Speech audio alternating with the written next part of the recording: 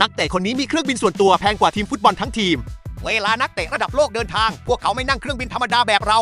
โรนัลโดมีเครื่องบินบอมบาร์เดียโกลบาล 6,500 มูลค่า